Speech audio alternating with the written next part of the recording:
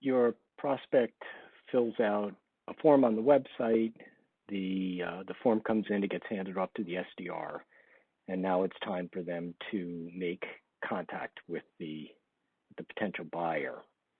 There is one question that I use just about every time when speaking with someone for the first time who has demonstrated some interest. And it's real simple. How may I help you? That's it. Don't ask them what their pain is. Don't ask them. Just how may I help you? There's an information imbalance that occurs when buyers contact suppliers or vendors today. We have no idea how much research they've done, who they've spoken to in their network, how they're thinking about us, how they're thinking about the problem. We don't know anything at that point. And one of the things that I see SDRs do frequently is they jump into qualifying questions mode, or they jump into kind of a soft pitch of the product to see if they can get the buyer excited.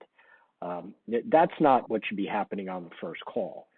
From an SDR perspective, what I want them to do is to be able to identify which of the 4 categories this particular prospect falls into.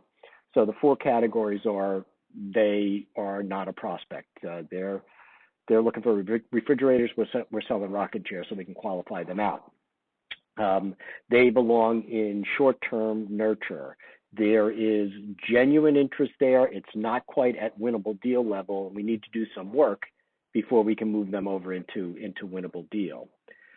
They should be put into long-term nurture. This is something that they've said they'll be doing, next year, or they have to get budget approved, or something like that. Or it is it's ready now. They're ready now. It's a winnable deal for us, and we should begin pursuing.